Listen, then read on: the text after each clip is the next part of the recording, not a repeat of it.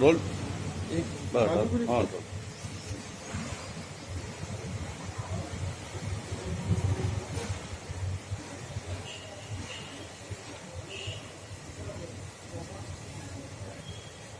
Sir front देखना sir role. अब तक कुल कितने नए मरीज सामने आए हैं और इंदौर की जिले की क्या स्थिति है? देखिए, आज 27 तारीख में जो आज का बुलेटिन है उसके अनुसार कल 31 मरीज इंदौर में पॉजिटिव पाए गए और जो टोटल संख्या है जो पॉजिटिव की वो 1207 हो गई है।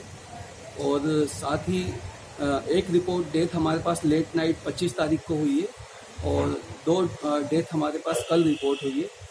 तीनों जो डेथ हुई है उनके साथ में कोमार्बिड कंडीशंस थी, साइकियाट्रिक इलनेस भी थी एक मरीज को, और साथ में 2 के साथ में डायबिटीज़ और हाइपरटेंशन था। और कुल जो अभी तक हमारे यहाँ से डिस्चार्ज मरीज है उनकी संख्या 123 हो गई है। कल 16 मरीज हमारे यहाँ से डिस्चार्ज हुए हैं। मैं बताना चाहूँगा कि काफ़ी सारे सैम्पलिंग में हमारे पास में जो रिसोर्सेज के कारण जो दिक्कतें हो रही थी वो धीरे धीरे दूर होती जा रही हैं। सैम्पलिंग की संख्या बढ़ी है और इसी तारतम्य में कल हमारे द्वारा जिनको भी 14 दिन से ज़्यादा क्वारंटाइन सेंटर्स में हो गए थे, ऐसे स्पेशल 82 जो हमारे कोरोना से संदिग्ध थे या पीड़ित थे, इन लोगों के हमने सैंपल लिए हैं और शीघ्र ही आज इनकी लेट नाइट में रिपोर्ट प्राप्त होने की संभावना है।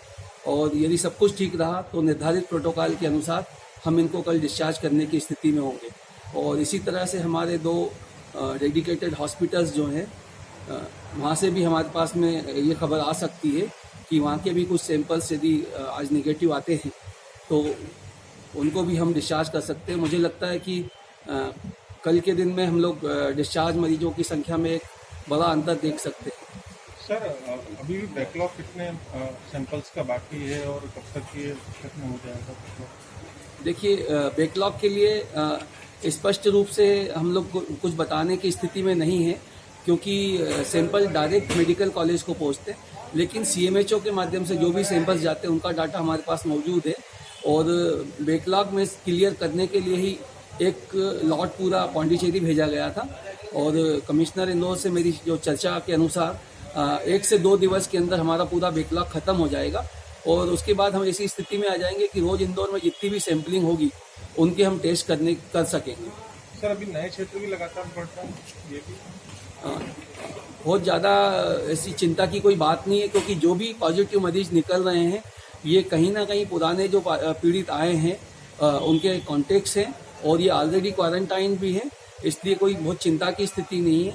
और 31 मरीज पॉजिटिव आए, डेफिनेटली कल एक नया क्षेत्र इसमें जोड़ा है और हम चाहेंगे कि लोगों को जो शासन प्रशासन द्वारा जो निर्देश दिए जा रहे हैं उसका वो पालन करें, अनावश्यक रूप से घरों से ना निकले क्योंकि ऐसा कोई भी पीड़ित या फिर कोई स्वस्थ व्यक्ति किसी के संपर्क में आता है तो एक नया क्षेत्र पूरा इन्वॉल्व होने की संभावना हो जाती है। मैं सभी लोगों से पुनः अपील करूंगा कि लॉकडाउन का पालन करें और अपने स्वयं का ध्यान रखें, सैनिटाइजर यूज़ करें और अत्यावश्यक न होने पर घर से बाहर न निकलें। सर प्लाज्मा थेरेपी से भी जानकारी आई है कि आपको इससे इलाज शुरू हो चुका है?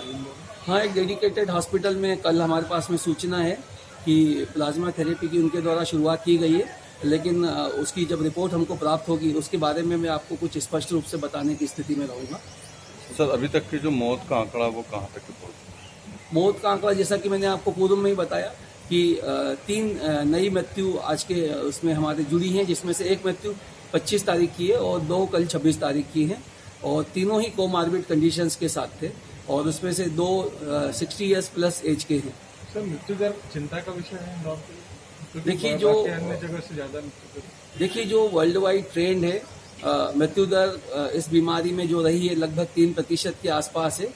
और मैं आपको बताना चाहूँगा कि थोड़ी सी हमारी जो टेस्टिंग का जो हम बैकलॉग था वो जैसे ही ख़त्म होगा और जो टेस्ट लगते आ रहे हैं उसमें से जो पॉजिटिव निकलेंगे तो मृत्यु दर का जो आंकड़ा है वो भी हमारा लगभग उसके आसपास रहेगा। और प्रयास ये रहेगा कि हम लोग फील्ड में ज़्यादा से ज़्यादा टीमें भेजें और बहुत जल्दी अर्ली स्टेज में हम लोग जो भी लक्षणों वाले रोगी हैं उनको लें और हमारे मेन स्ट्रीम में आए, मेडिकल ट्रीटमेंट उनको मिले और जिससे वो इसी गंभीर अवस्था में ना पहुँचे और हम मृत्यु के आंकड़े को न्यूनतम स्तर पर ला सकें।